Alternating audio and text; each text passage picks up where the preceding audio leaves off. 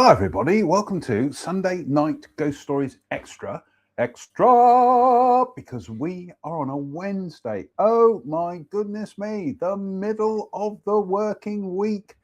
Yet again, where does the time go? We've had adventures today, which I will tell you about at half time.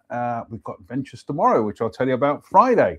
Fingers crossed. So, what are we reading? We are reading the brilliant Scottish Ghosts, which I've got to say I'm really enjoying at the moment. So we will be cracking on that tonight. What are we drinking? Two beer approach tonight. We've got one of the subscription beers, which is Shamrock Pinnacle by it's a stout, and it's by the Lacada Brewery Company, and they are brewed and canned for Lacada Brewery in the EU. I believe they're from Ireland. Shamrock Pinnacle Stout, it's called. Sorry, yeah, it's Shamrock. There we go, Shamrock Pinnacle. Just having a look. Doesn't tell me any more than that. It just says ingredients: water, barley, hops, yeast, allergens in bold. Suitable for vegans. Shame my friend Fiona isn't here, because she wouldn't have any. She would, but anyway. 4.3%, so not bad, not bad. Let's top it up, shall we? What are we washing it down with? Uh-oh, we're going to have Dead Soldier in a second. What are we washing it down with? The Western Gold Honey from Lidl. It is Lidl. I thought it was from Aldi. No, it's from Lidl. Well, we haven't started reading any stories, and already we have a dead soldier. And Run VT. Oh, it's jolly nice of you. Hello, dead soldier. Seen plenty of those in my time. Marvellous film. Right. If you're wondering where Derpzoid is, he's downstairs having some food. So, ghosts in the house. It is not only buildings of great history or particular architectural interest that feel the chill of the ghost's presence. Homes all over Scotland, both old and relatively new, are claimed to have been the site of supernatural occurrences. Some of these claims will certainly be fanciful, some will be mere sensationalism, but many are simply too strange to be ignored. Bit like me. Abbotsford House, Melrose. Abbotsford House was the home of the celebrated poet and novelist Sir Walter Scott, and is now a popular tourist attraction. A great deal of building work was carried out there according to Scott's own specifications, incorporating many of the features he had seen and admired in various buildings he had visited throughout Scotland during his life. The house must have been a considerable financial burden to the novelist, especially after he suffered great losses when the publisher's firm in which he was a partner collapsed. But Scott worked at his writing with incredible industry to keep the house in his possession and to pay off his debts before his death.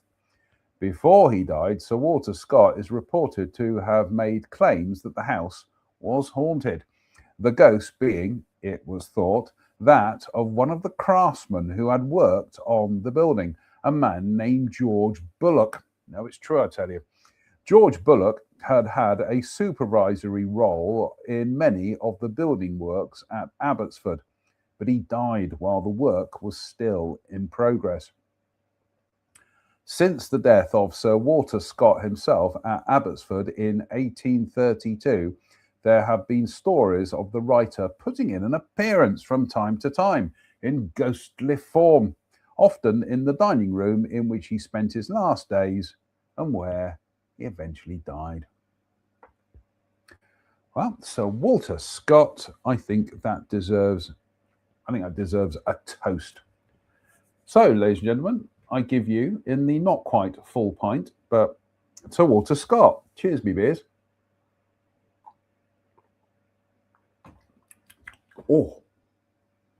Oh my goodness me. That is so sweet and chocolatey. It doesn't give you any kind of hint as to what it's supposed to taste like, but oh, that is absolutely delicious. Like that a lot. Allenbank House, Berwickshire. Allenbank House is no longer standing, having been destroyed in the early 19th century, but the ghost that once frequented the house is well remembered. She is known as Pearlin Jean, the word Pearlin referring to the distinct pattern of the lace that she wore on her collar and dress. She was thought to have been the lover of the first Baronet of Allenbank, Robert Stewart, who lived in the 17th century. According to some versions of the story, Jean was French and lived as a nun, presumably not in a closed convent, until she met Robert Stewart and became his lover. Some say that Pearlin Jean actually returned to Scotland and to Allenbank with Stewart for a while. Whether or not this was the case, it appeared that Stewart did not see her as a suitable wife, and in time he became engaged to another woman, leaving poor Jean in the lurch. Jean had sacrificed everything to be with Robert, her love, her respectability, virtually her life. If she could not return to her former life, she had nothing more to lose. Some versions of the story say that what happened next took place in Paris, whilst others place the incident at Allenbank itself. Whatever happened, the consequences were tragic. Robert Stewart was driving out in his coach when the figure of Pearlin Jean appeared in front of the carriage. She jumped up to the carriage with the intention of confronting Robert and making him change his mind. Robert, on the other hand, was horrified to see Jean. He whipped his horses into a gallop, causing the carriage to move forward with a great jolt. Jean lost her grip and was thrown from her perch, falling under the wheels of the carriage. Whether by accident or by design, Robert saw his former sweetheart crushed to death beneath the wheels as the horses galloped on. It was Robert himself who first saw the ghost of Pearlin Jean. He was returning to Allenbank one night when he saw her, a ghostly white figure perched at the gateway, her head covered in blood. He was rendered speechless with fear. Pearlin Jean continued to shatter the peace of the house long after her death, banging doors and clattering around the corridors. She was still seen and heard at Allenbank long after the death of Robert Stewart, but future inhabitants of the house were not threatened by her presence as he had been. She became a familiar sight and sound, regarded with something approaching affection. Visitors, however, were often startled by her antics and her bloody appearance. Since the destruction of the house, Pearlin Jean seems to have gone, but she will be long remembered. I think we'll give Pearlin Jean a toast as well. So, Jean, may you find rest wherever you are. Slàinte mhath. Oh, that is gorgeous. Absolutely gorgeous. Right. Ballachulish House, Argyll. Ballachulish or Ballachulish? Ballachulish, I think. Ballachulish House, Argyll. Ballachulish House has more than one ghost, but one particular tale informs us that a living ghost once made a habit of visiting the place. The house was at one time occupied by the family of Sir Harold Bolton. Many years before he moved into Ballachulish House, Sir Harold had heard his mother talk of a recurrent dream she had had of visiting a beautiful house set amidst spectacular scenery. In her dreams, she had become acquainted with every corner of the place, much as if she had really been there. Several years later, Mrs. Bolton, by then quite elderly, visited Ballachulish House for the first time before her son and family had moved in. The house was at that time owned by Lady Beresford. Mrs. Bolton found to her great surprise that she already knew the house very well indeed. It was the house with which she had become intimately acquainted in her dreams. When Mrs. Bolton spoke to Lady Beresford about this, giving credence to her story with additional knowledge about structural alterations that had taken place over the years, she was pleased to see that Lady Beresford took her quite seriously. Ballachulish House had been visited several times over the years by the benign spectre of a lady. Now, Lady Beresford was quite convinced that the spectre was in fact the living ghost of Mrs. Bolton. Bum, bum, bum. Incroyable. Are we up to bump time? Not quite yet. Oh, this is gorgeous stuff in the magnificent Rush beer glass. So thank you, viewers. Kirsten and Steve in the United States. God bless you. Oh, that's very tasty. Right. Ball Aching House, Perthshire. No, Ballakin House, Perthshire.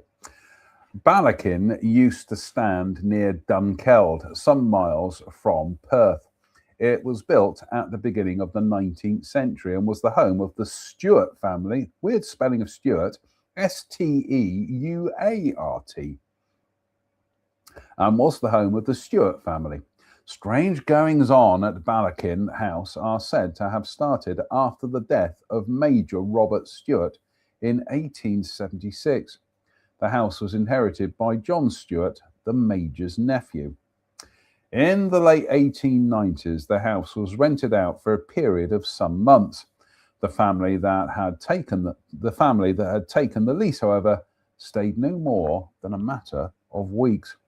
They left Ballakin in fear, having been tormented by a cacophony of strange sounds: bumps, rattles, thumps, and knocks, doors slamming, footsteps, and angry voices. They had also experienced an unnatural chill about the building. Don't I know it? I'm freezing tonight. On another occasion, a guest in the house was continuously tormented by disturbing noises. One night he reported that he had woken to hear what sounded like a dog trying to burst into his room. The house became the focus of great curiosity, and several people with an interest in psychical research visited the place or stayed there for a while over the course of time in an attempt to investigate further the cause of the strange events that were supposed to be happening there. Ballakin was also haunted by nuns who could be seen outside the house. John Stuart himself was witness to this sight and to the sounds of loud knocking. John was killed by a cab in London, and it is said that he was given some warning of his untimely death by the ghostly sights and sounds at Ballakin. Ballakin or Ballachin? I think Ballakin. Bollocking. Oh, I'm sorry. I shouldn't have said that. Oh, my goodness me. This next one is 2 and a bit pages. We're at bump time now, so we will need the bump. Ah, itchy head. Cheers, me beers. Ah, so time for some of the Western Gold honey, which is lovely. Slange.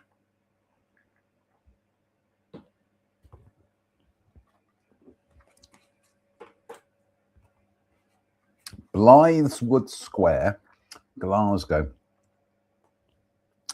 Blytheswood Square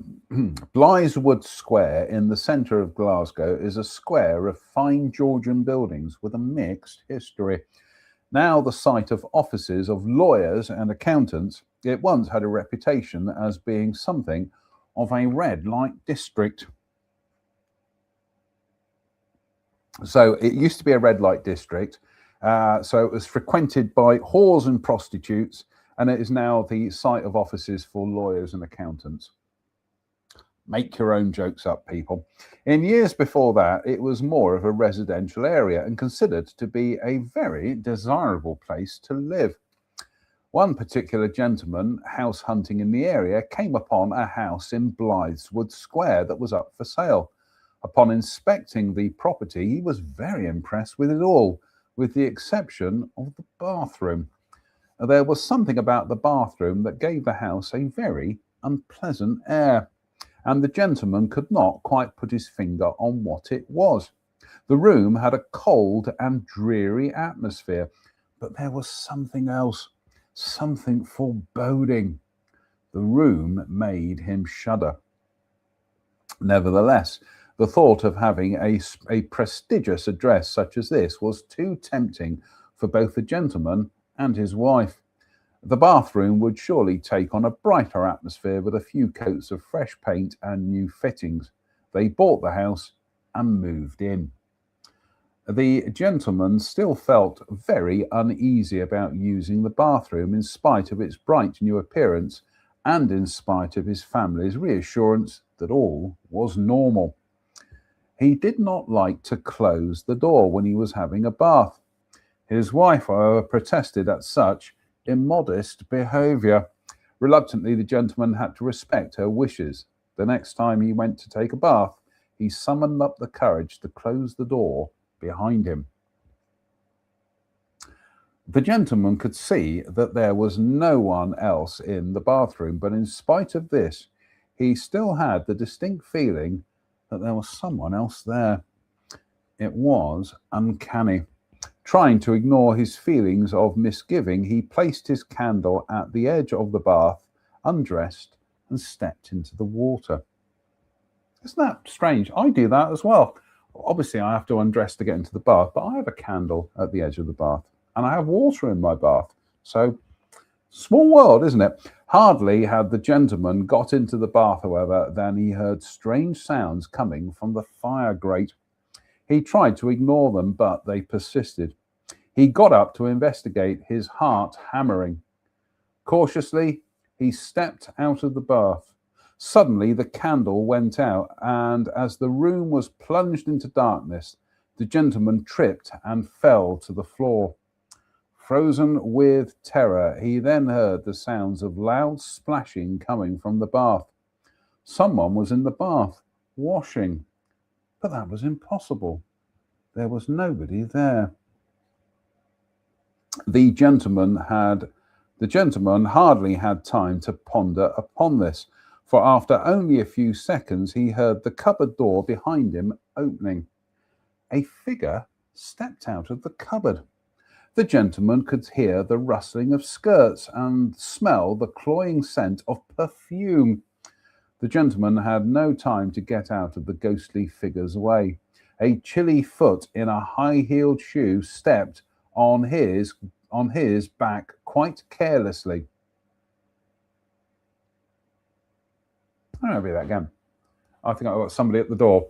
Bear with. We're going to have to go downstairs and deal with this. God, in the 5 years I've been doing this, 6 years I've been doing this, never had somebody knocking at the door while I'm doing a show. So, coming! So we'll be back very, very shortly.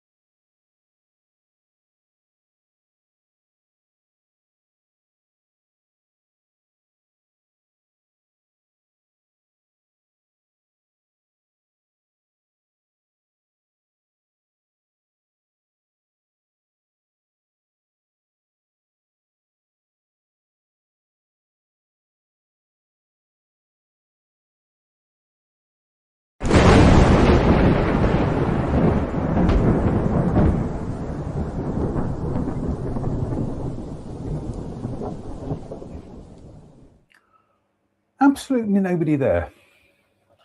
Strange sounds live on the show. So here we go. So there we go. The gentleman had hardly time to ponder upon this, for only a few seconds. For after only a few seconds, he heard the cupboard door behind him opening.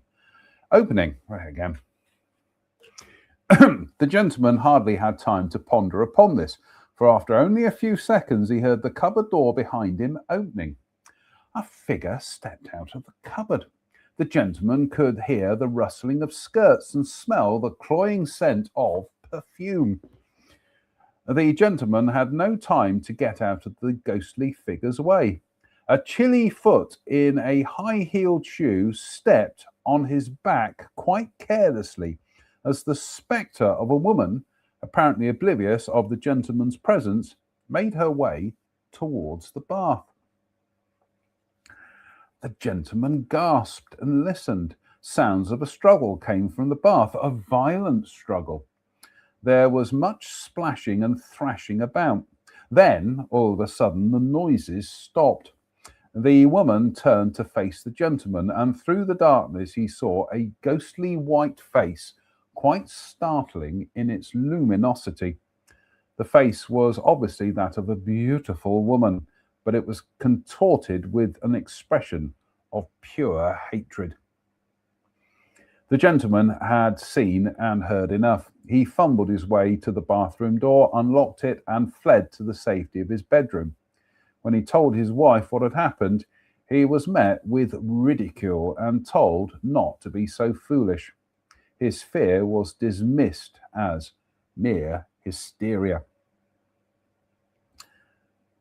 Then, one morning, the gentleman's son went to use the bathroom and was greeted with the sight of a dead man floating in the bath water.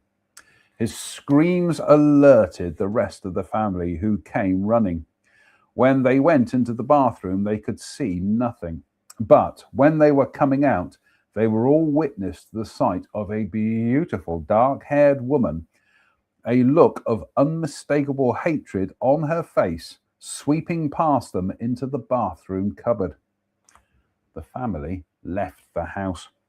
No matter how desirable the address, the spectral inhabitants made life there unbearable. Once they had found themselves a suitable, less sinister place to live, they made inquiries about the house. They made inquiries about the history of the house in Blytheswood Square.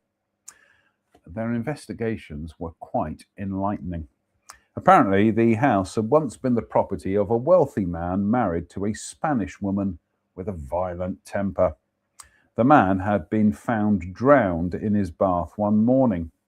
The circumstances had been suspicious, but no foul play could be proved, and his beautiful widow left the country.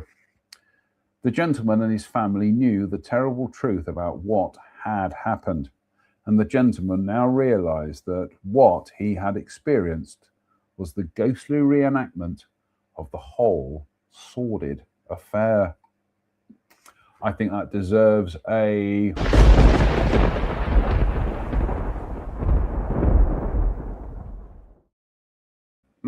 Cheers, me beers.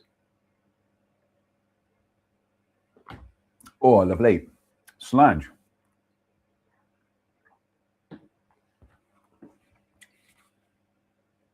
Oh, that's great stuff, that. Boleskine House in Inverness. Boleskine House is situated on the southeast shores of Loch Ness, close to the village of Foyers. The house dates from the second half of the 18th century, and its history was unremarkable until it was bought just over a century later by a man called Alistair Crowley. Had Crowley lived 300 years before, his activities would have had to have been conducted in the utmost secrecy, or he would have surely met a premature and extremely unpleasant end. As it was, Mr. Crowley took a certain pride in the fact that he was proclaimed to be the wickedest man in the world. he was known to practice black magic and to be obsessed with the satanic and profane. His house was the scene of drug and alcohol fueled orgies, sacrifice, and satanic ritual. He died in 1947.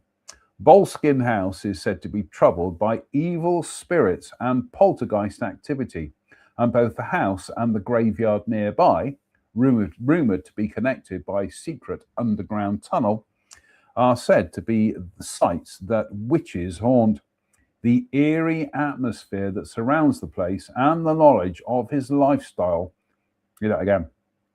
The eerie atmosphere that surrounds the place and the knowledge of the lifestyle of its one-time occupant make this hardly surprising.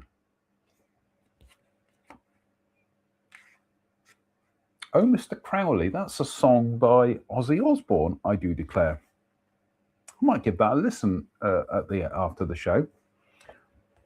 Oh, Mr. Crowley. I've vague memories of it, but cheers me beers. Oh, Slange.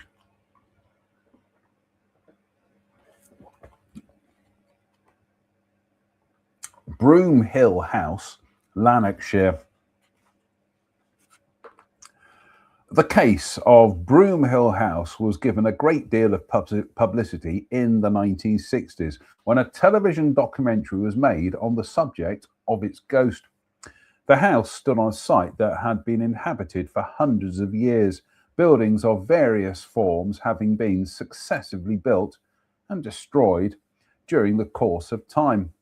The house in its final form was the home of the McNeill Hamilton family at the turn of the century, and the last of the family to live was Captain Henry Montgomery McNeill Hamilton. The ghost that haunts the ruins, the Black Lady, is well known to locals in Larkle, the area of Lanarkshire where the ruins of the house stand. The house has attracted the interest of clairvoyants and ghost hunters alike, and much research has been carried out by psychic investigators and other interested parties to find out who the Black Lady was and why she haunts the place. The ghost is a sad one, it would appear, and she has been seen and has been making her presence felt since quite early on in the 20th century. Captain Henry McNeill Hamilton was a military man and served in South Africa during the Boer War. It is thought that the Black Lady was in fact an Indian woman who, having been taken to South Africa, found herself working for the British Army there. She was possibly brought to Scotland by McNeill Hamilton to live as his mistress.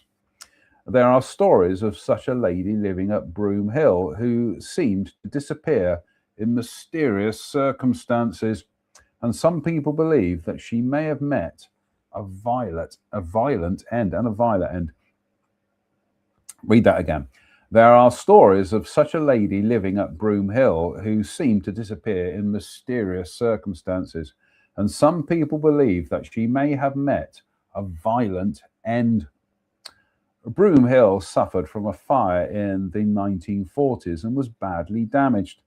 The McNeill Hamilton family sold the house and land in 1954.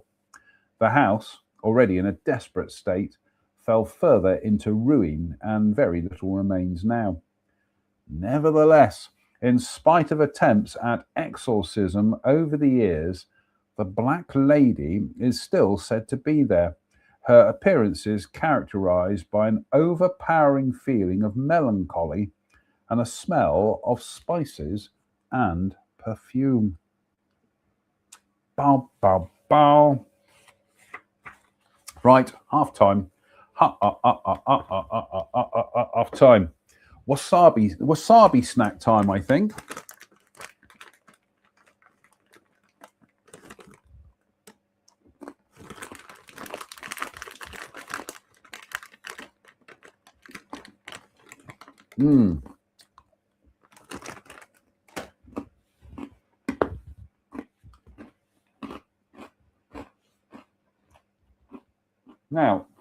case you're wondering, I'll come to this in a second.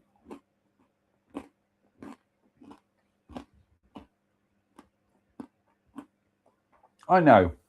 He shoves a gobful of snacks in his mouth and then starts trying to talk.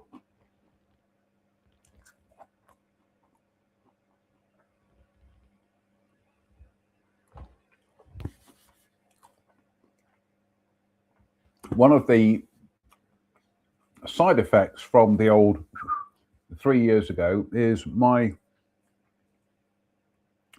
immune system is shot to hell. And I do feel the cold, which is why I have invested in a pair of mittens so that I can carry on working using the mouse and keyboard. These really do keep my hands warm. So that's why I'm wearing them tonight. I had this discussion with Reg today when we were doing our very short walk, which we'll come to in a second, actually. But actually, I need to bounce. Right, so let's go to Facebook. And let's some lovely pictures of some stone chats. That's not what I went on there to that's not what I went on there to do. Right, so let's go to my Facebook account. So last night I went to the cinema, the brilliant Cliveden Curzon, the oldest continuously running cinema in the United Kingdom, in the world, in fact. And I went to see the film about the Mexican artist Frida Kahlo. Now, my good friend Julia is a massive fan of Frida Kahlo, and we were going to be seeing it last night with her and her husband, but they got double booked. So in the end, I did manage to go and see it with good friend Tara, the lady who saved my life 3 years ago.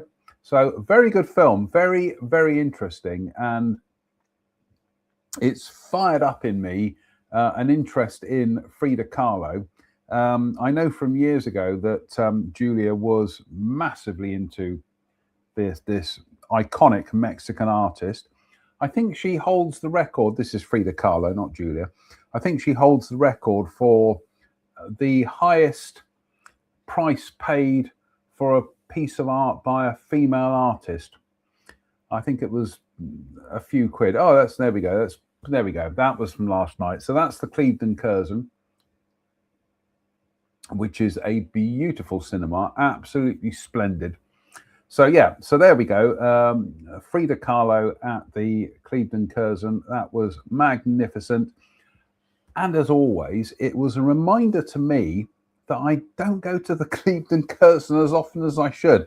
We had sofa seats upstairs, so very comfortable. In fact, that sofa seats was where myself and friend Jackie were the other week when we went to see Project. Oh God, I've forgotten what the name of the film is now. Project Hail Mary, which was very enjoyable. So the next time I go to the Cliveden Curzon, which I hopefully will not be too long, I'm going to get sofa seats again. Absolutely brilliant.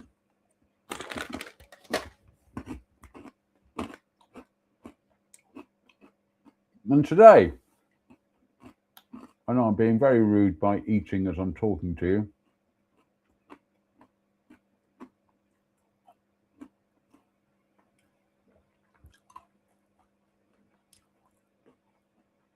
Today was Two Reg Walk Day. Now,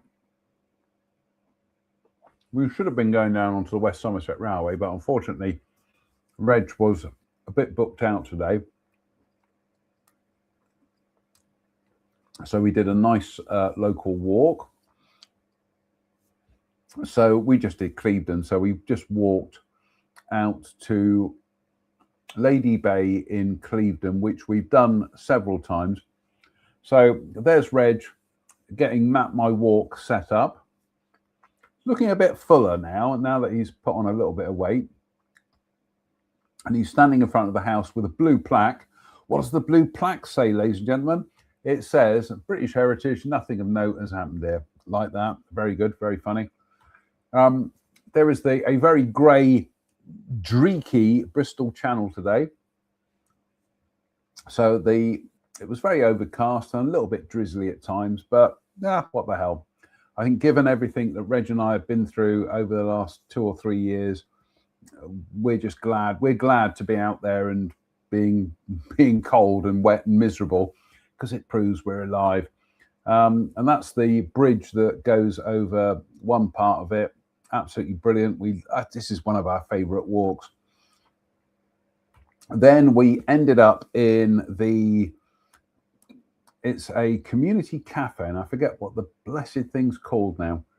Let me just go to Facebook and check that again. I need see Mr. OCD here has to get his facts right, and it is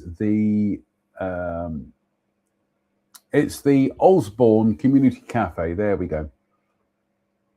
So very good. Saw this passion cake, but I did read illustrated stories for girls as well, which was very enjoyable. Beer burps. The beer burps. There we go, folks. 38 minutes and 30 seconds. There we go.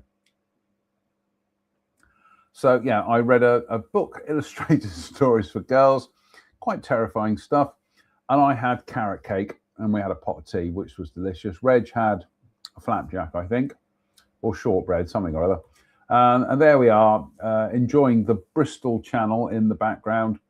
And then this was the walk back over the top of Clevedon, which, as you can see, it was very dreek today, very cold, and very cold for the end of May, actually. But we love this bit at the top of Clevedon. Big, wide roads. I mean, it's quite remarkable. This isn't kind of cramming as much as you can into a given space. These are massive roads, big, wide pavements, big houses, big gardens, quality of life. It's absolutely brilliant. But this all was done 100 years ago, over 100 years ago. So anyway, and then we finally, I love that building. It's almost like a Mediterranean kind of lighthouse. Then we get to the zigzag path, which leads us down to Hill Road, which is brilliant. And there is the view from the zigzag path, looking out over Clevedon. Actually, we're looking out over Hill Road there, but I do declare in the distance is the Curzon Cinema, which is where I was last night.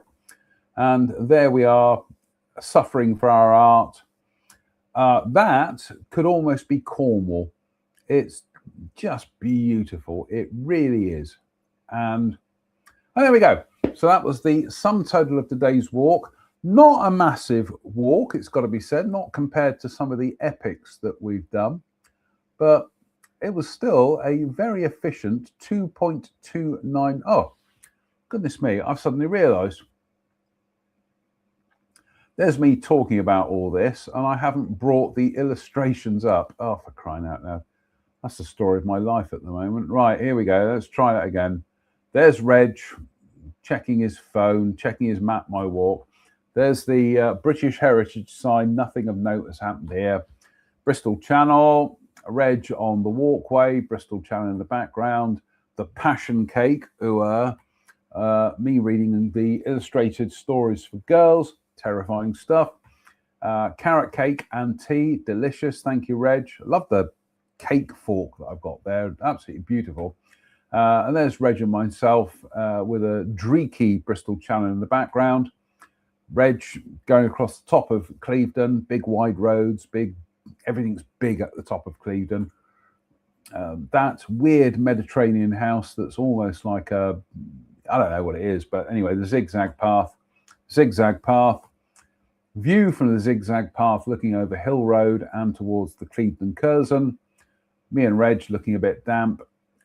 Again, you'd think that was Cornwall. It's just utterly, utterly beautiful up there. Really is. Just fabulous. Love it. And there we go. And that was today's walk. 2.29 miles. We racked up 9,400 steps. Burnt 513 calories. Dread to think how many were in that carrot cake. But a brilliant walk today. Absolutely fabulous. So, fingers crossed, we'll be back on the West Somerset Railway next week. So I need my wasabi mix, folks.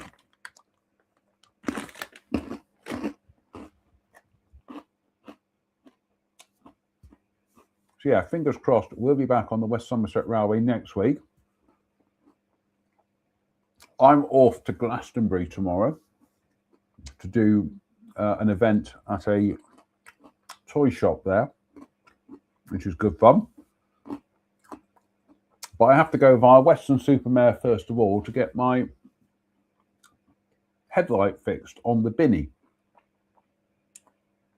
So as we were driving today, I noticed one of my headlights was out. But I'm getting off lightly. It's going to be about 18 quid to get it fixed by Halford. So I'm happy for that. Sounds. And I've got some fan mails turning up. Goodness me.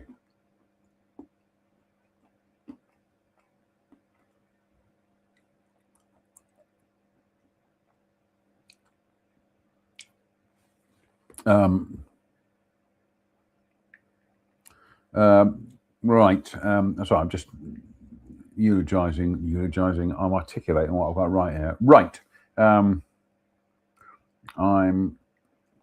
I've got to be Glasto. That's not how you spell Glasto, JM. Got to be Glasto, 5 p.m. Doing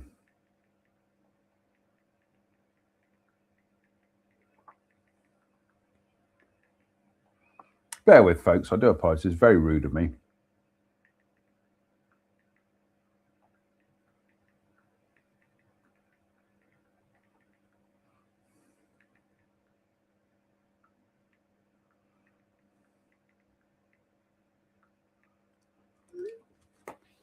I've got to manage my time effectively tomorrow. Yeah, I've got to go into Halford's in Weston to get a new headlight fitted. So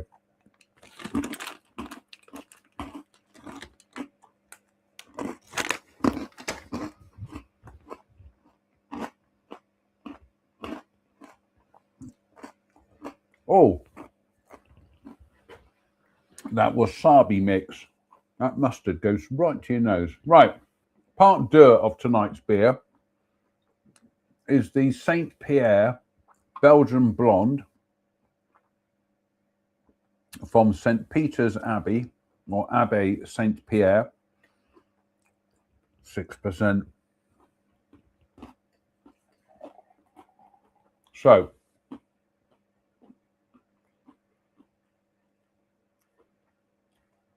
I've got to say, the Home Bargains beers have fast become my new favourite go-tos because they're cheap as chips, but they're pretty strong stuff as well. So, cheers.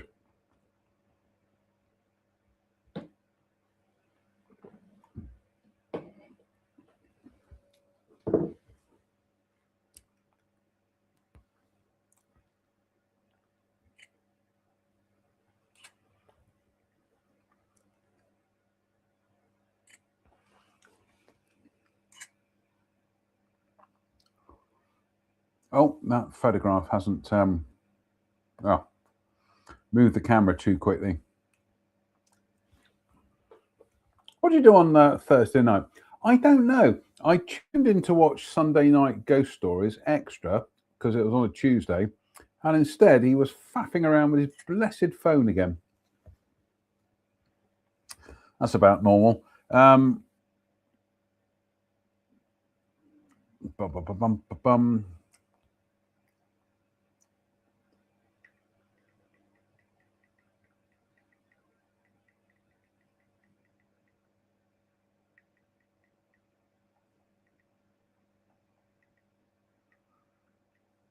Is that how you spell blonde? It is.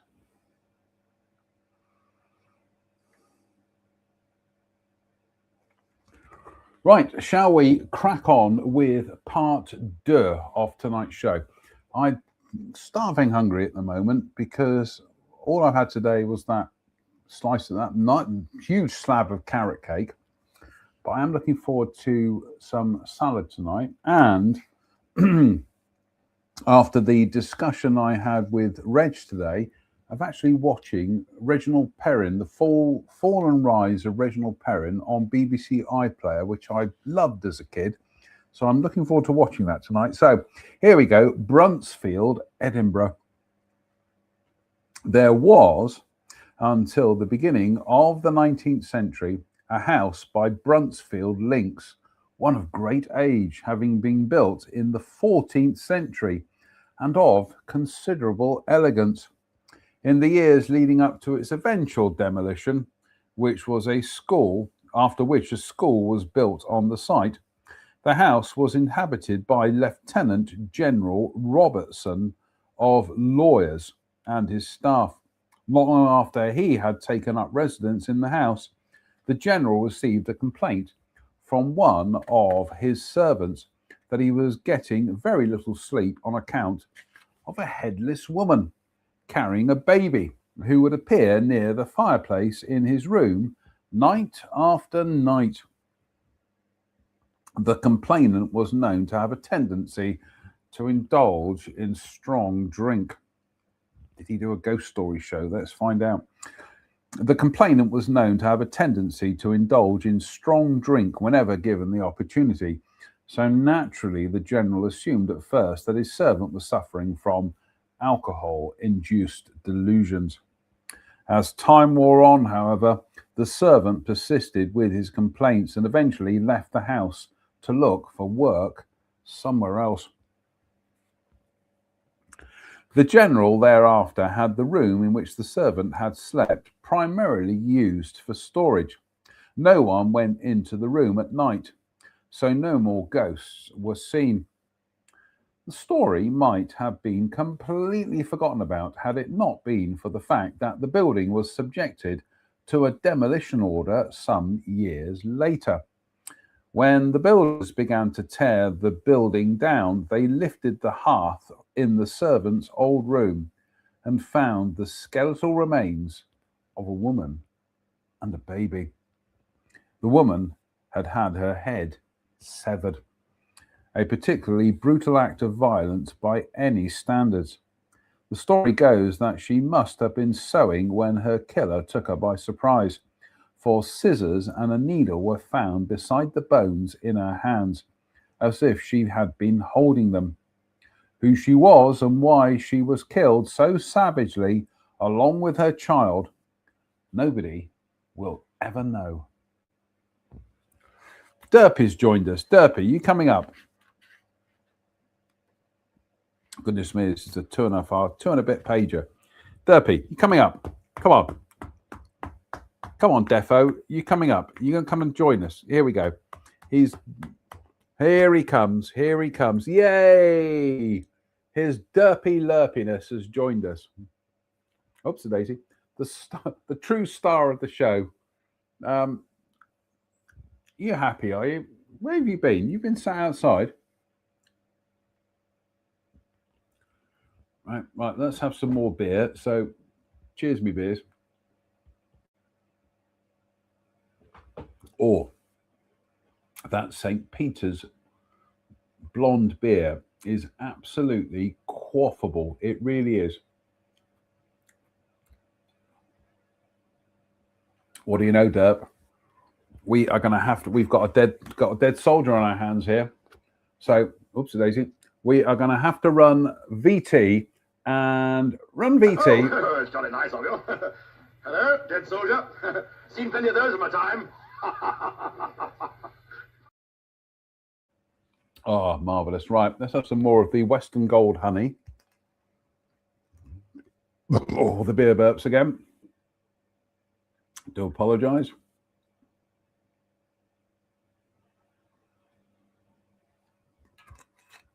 Goodness me, we're going to have to buy another bottle of this. Look, we are down to that much at the moment.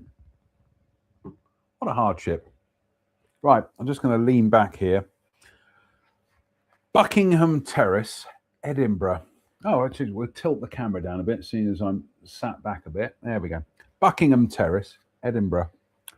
Buckingham Terrace is situated by the Dean Bridge, close to the centre of Edinburgh. It is an imposing crescent of houses, many of which are divided into elegant flats. In the 19th century, the residents of one particular flat in Buckingham Terrace, the Gordon family became aware of a sinister presence in their home shortly after moving in. The flat above had been uninhabited for some time, and apart from some pieces of furniture that were stored there, it was empty. Mrs. Gordon was therefore very surprised and quite concerned when she awoke one night to hear noises coming from the room above her head. There was a great deal of banging and thumping as if heavy objects were being moved around. The noises were repeated the next night, and Mrs. Gordon was moved to make a complaint to the landlord. No satisfactory explanation could be offered for the disturbances, however. The Gordon family were the only occupants of the building. There was little the landlord could do except suggest that perhaps Mrs. Gordon's ears were deceiving her and that the noise was travelling from farther away, perhaps the adjoining building. Mrs. Gordon was adamant. The noises were coming from the upper flat, from the room directly above her bedroom. It was not long after this that Mrs. Gordon began to become aware of a distinct feeling of dread when she was in her bedroom. She woke one night feeling quite fearful. Normally a calm, rational sort of person, she was not given to experiencing such feelings. It felt to her as if something or someone was in the room. It should be the other way around. It felt to her as if someone or something was in the room, although she could see nothing. The presence, for it now seemed certain that something was there, would move past her as she lay in bed at night, then go out of the room quietly. After it had left Mrs. Gordon's room, she could hear it climbing the stairs to the floor above. The sounds, quiet at first, would then build to a sudden crescendo. The banging noises that she had heard on previous occasions would start up again. Then the sounds would change in quality once more, and Mrs. Gordon would hear staccato, stamping noises as if someone was jumping up and down on the floor above her head. There was little Mrs. Gordon could do about the strange occurrences, for any suggestion she might make to the landlord that the place might be haunted would undoubtedly have been met with denial and probably derision. She had inquired of the rest of her family whether they had been disturbed by anything at night, but they had not heard a thing. Then Mrs. Gordon's daughter experienced similar occurrences. Her mother was away, and she decided to sleep in her room one night. She had barely opened the door than she felt something push past her, moving towards the stair to the upper floor. The girl, perhaps emboldened by a rush of adrenaline, charged after the thing as it headed for the empty flat above. At the doorway she stopped, but she could hear that the thing had gone inside. Now, from the sounds she could hear through the door, the thing was moving furniture around. Tentatively, the girl tried the door and found it to be unlocked. She turned the handle, pushed the door wide open, and stared into the gloom from the doorway. Inside, she could just make out a dark figure bending over the open case of a grandfather clock. Something told her that the figure was not human, or at least not a living human.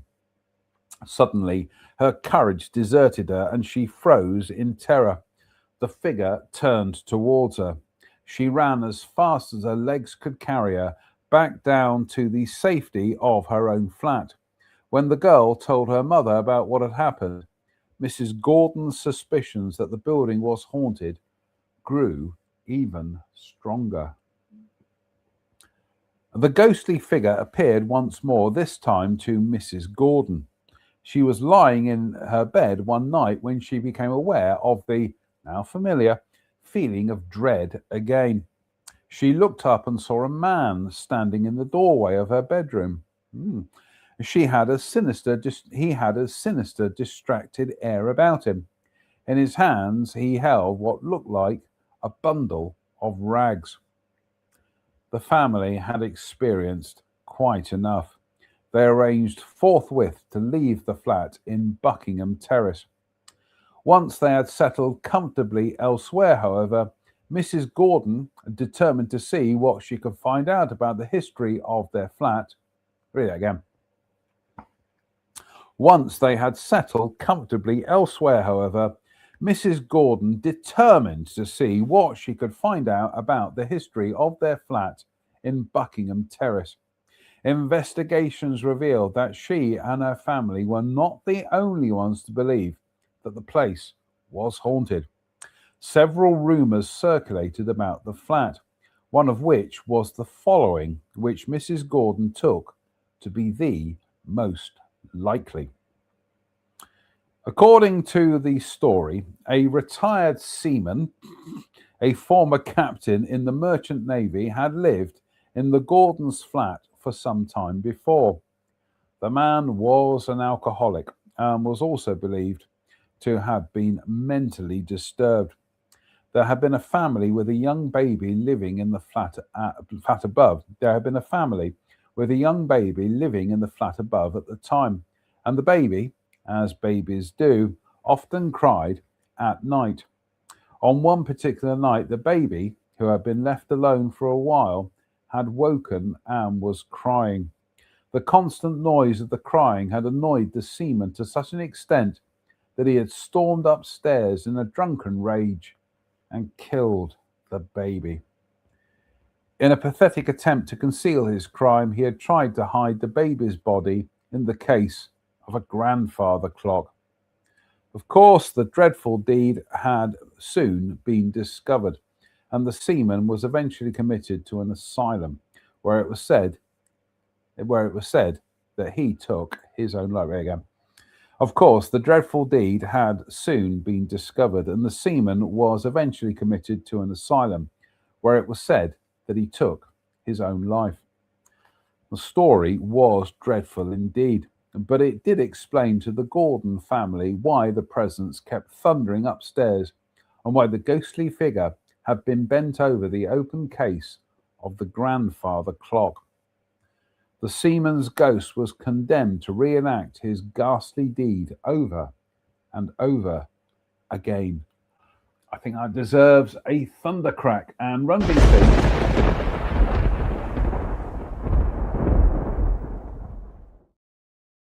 I think I have some more of the St. Peter's. Cheers, me beers. And we have just thudded through the hour mark, so sound. Oh, lovely. Crail, Fife. In the picturesque fishing town of Crail in the East Neuk of Fife, a row of Victorian houses stands overlooking the harbour. They were built by a wealthy man for his 5 daughters, all spinsters. One of these houses has for several years been the holiday home of an Edinburgh family who have spent many a blissful summer walking the seaside paths and guddling about on the beach nearby. The house is now seeing its 3rd generation of the family approach adulthood. The house is now seeing its 3rd generation of the family approach adulthood and must have many happy memories stored within its walls. Members of the family and visitors who have stayed in the house testify to the existence of a ghost in one of the bedrooms. The ghost is not a frightening one, All that can be seen through the darkness is a pair of eyes, which appear to be those of a woman.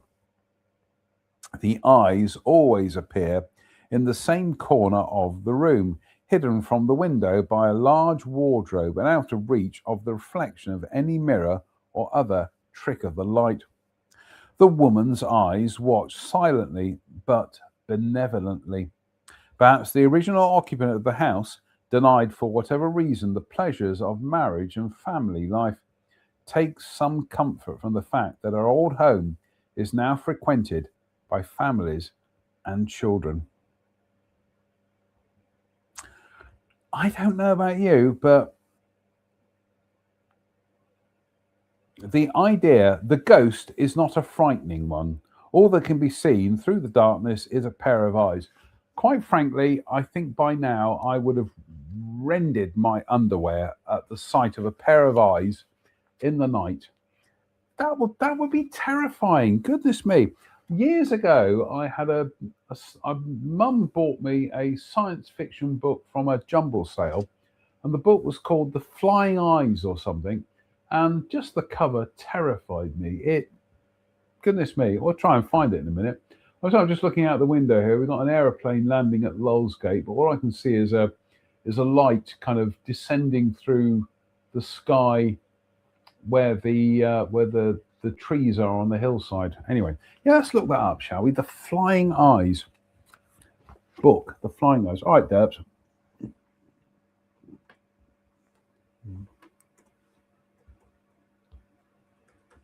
Sorry, I have disturbed you.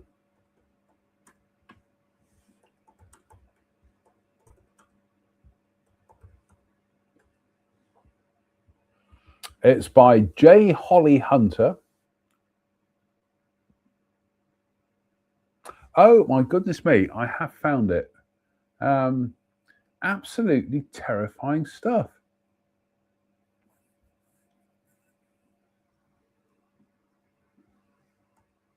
Yeah, here we go. A terrifying tale of horror in the skies. I'm not kidding. This, as a kid, this would have been the stuff of nightmares. So let's just go to share screen. Here we go. That's the book. There we go. Look. Yeah, absolutely horrifying. J. Holly Hunter. J. Hunter Holly, rather.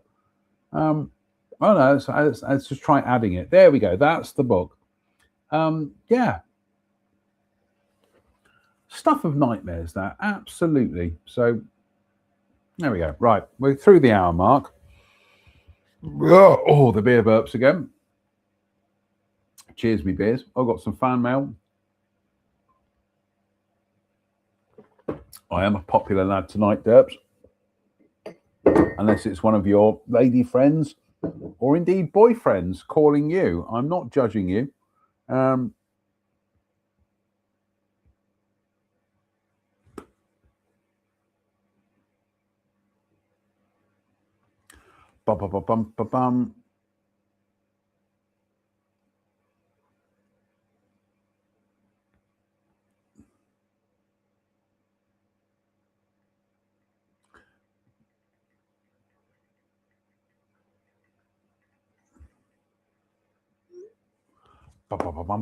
Right, Derpo, we have gone through the hour mark, so we're up to Cullen House, Banffshire.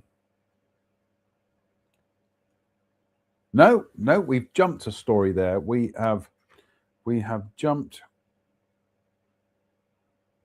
Yep. Crawford Priory, Fife. In spite of the ecclesiastical sound of the name of the place, Crawford Priory has no connections with the church whatsoever. It was built as a private home in 1813 by Lady Mary Crawford. Its architecture harks back to much earlier times, inspired as it is by Gothic religious style. On a gloomy day, its impressive facade looks undeniably grim. In fact, it looks as if it ought to be haunted.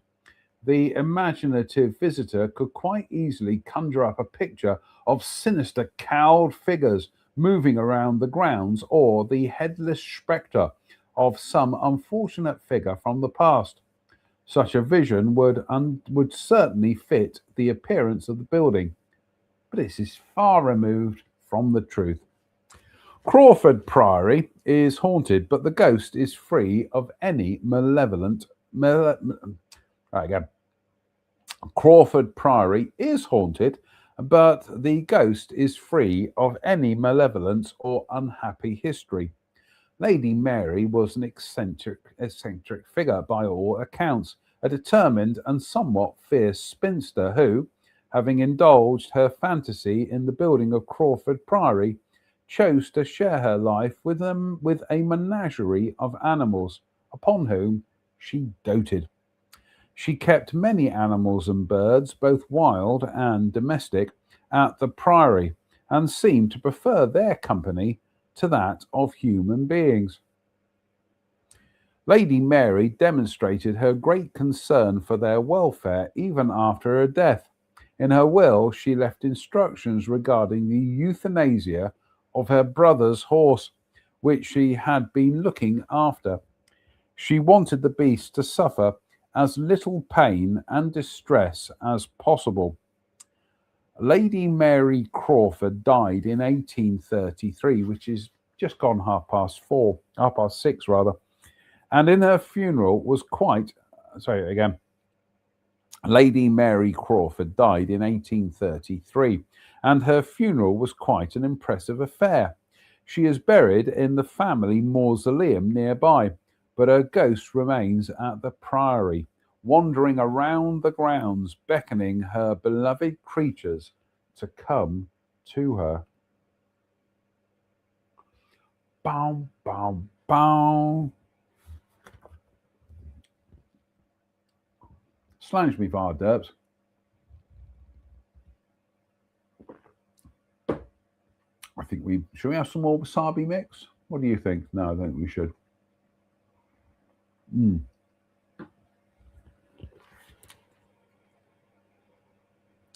Cullen House, Banffshire.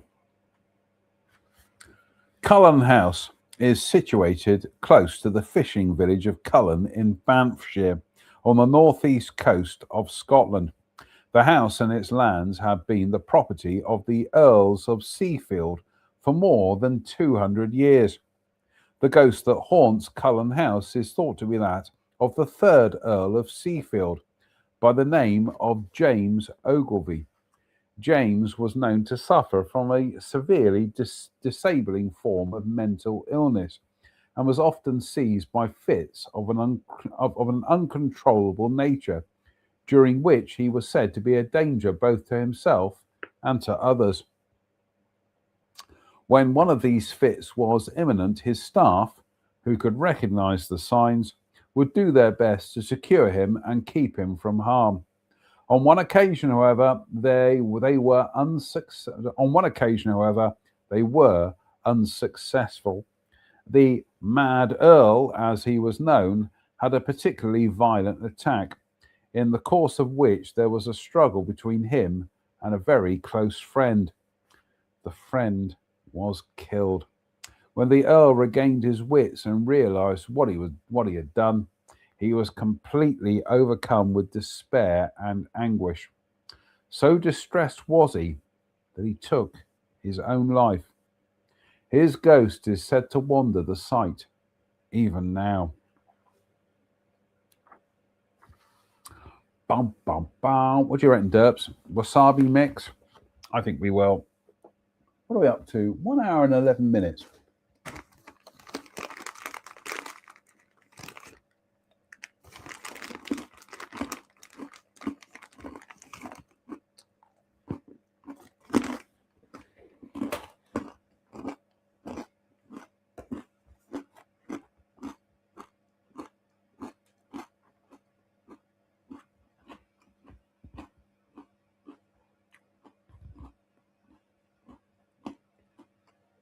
I think this will be the last deux for tonight.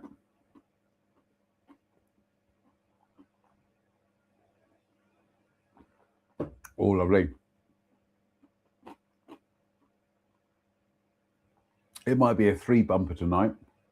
And we're going to say a big shout to viewers Kirsten and Steve in the United States again for the magnificent United Federation of Planet shot glass from Star Trek the Motion Picture 1979. Not that there was a shot glass included in it, but that logo was the first time that appeared. So cheers, me beers. Yeah, I think it might be a 3 bumper tonight. Dalkeith, Midlothian. Goodness me, Dalkeith is where in 1957 or 58 a certain Mr. Derek William Dick was born. Derek William Dick, who then took the pen name of Fish. I was an idol of mine when I was a teenager, but yeah, Fish from Marillion. Anyway, Dalkeith, Midlothian. An attractive old house on the edge of Dalkeith, just outside Edinburgh, was the scene of some very sinister events early in the 20th century. On the 3rd of February 1911, a large dinner party was held, after which several people fell dangerously ill and 2 lost their lives. A post-mortem examination showed that they had been poisoned. The 2 dead men were named as John Hutchinson and Alec Clapperton. The poisoner turned out to have been John, the son of Charles Hutchinson. He fled to the Channel Islands after the incident, and when he fled to the Channel Islands after the incident, and when finally cornered by the police there, he ended his own life by taking prussic acid. A strange presence, thought to be the ghost of Charles Hutchinson, remains very much in evidence in the house nowadays, in the room where the dinner party took place. The family who lived there testified to a strange atmosphere in the room, and the family dogs are reluctant to enter it. Bum, bum, bum.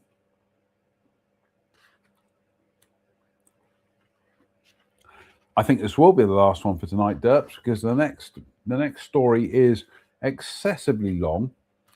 I think we will go for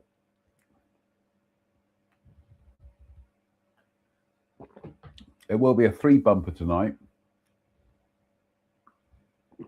But what the hell? Now that story there about dogs being reluctant to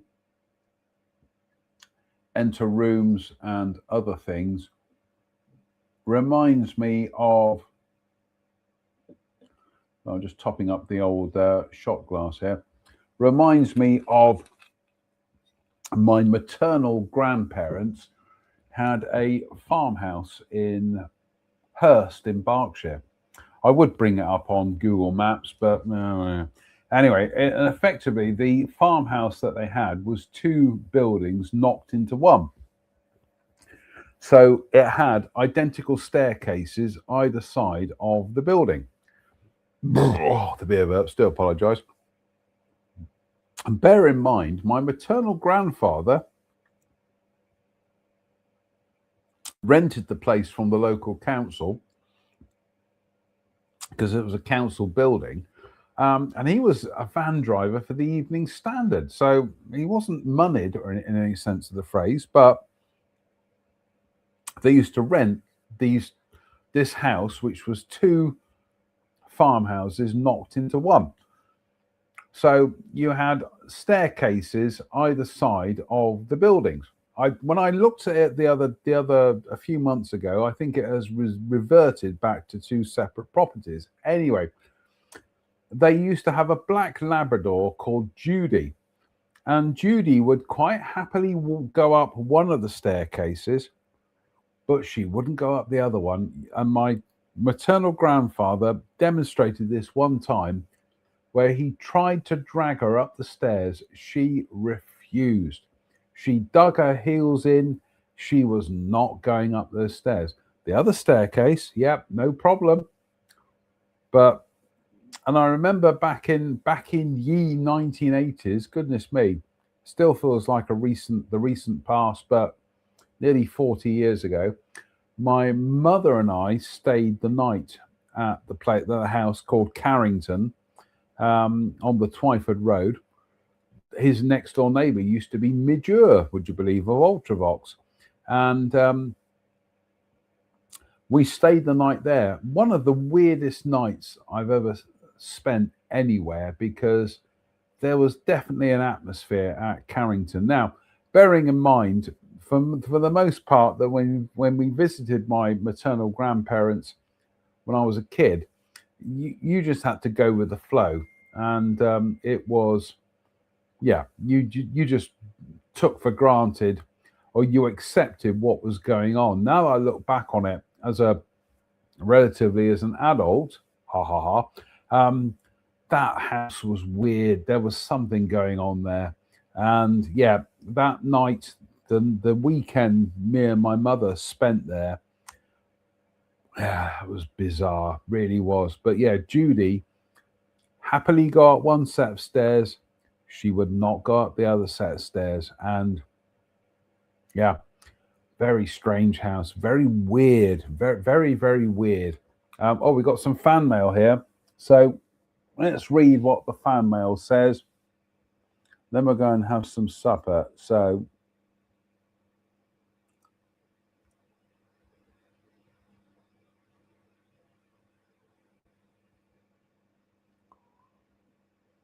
right, here we go, Derps. The last story for tonight.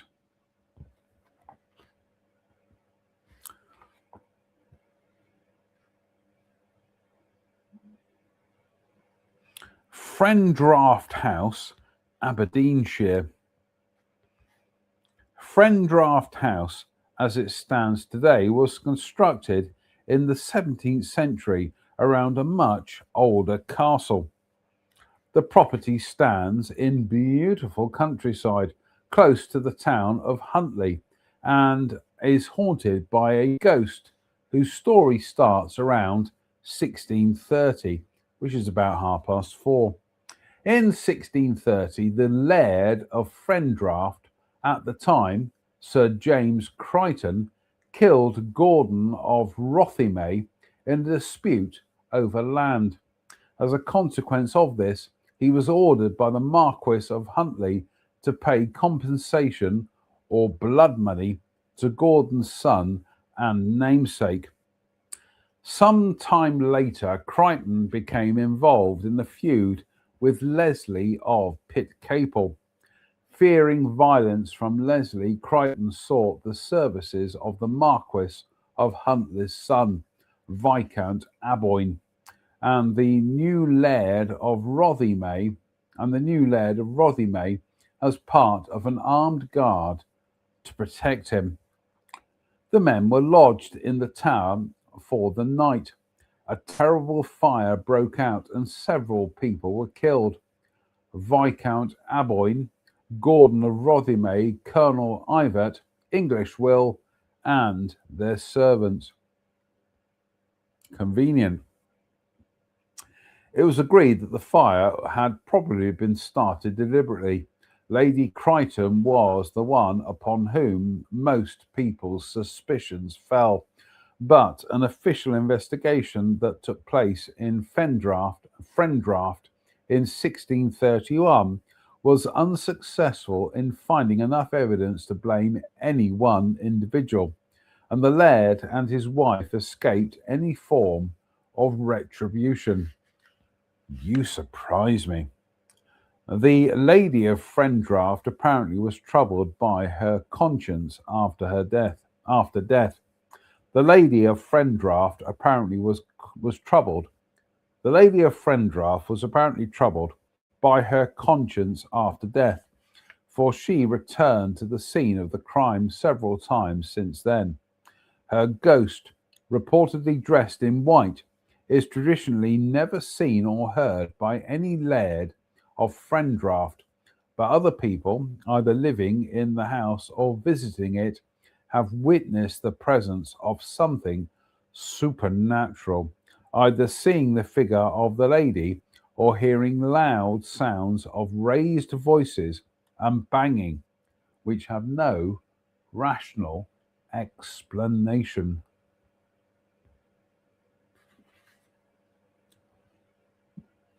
Right, derps, that's it. We are going to pick up on Friday with Galdenock Tower, Galloway. But that's it for tonight. We need to go and have some food. So, slange me, Var. Oh, we've got a whole shot glass here tonight. So,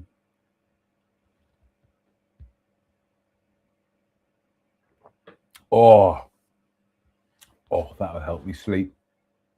So, that's it for tonight, folks. That's your Sunday Night Ghost Stories extra on a Sunday. Fingers crossed. Sorry, Sunday Night Ghost Stories extra on a Wednesday, Sunday. Been a long day. I've been up since stupid this morning. Fingers crossed. We'll be back for Sunday Night Ghost Stories extra on a Friday. So until then, it behoves me to say thank you for watching. Why? Why not? What else are you going to do on a Wednesday night than watch a confused man from Dudley with holes in his head, drink ghost stories, and read alcohol? So until then, from myself and Derpzoid here, thank you for watching. Stay safe. Stay out of trouble. Please don't have nightmares. Goodbye.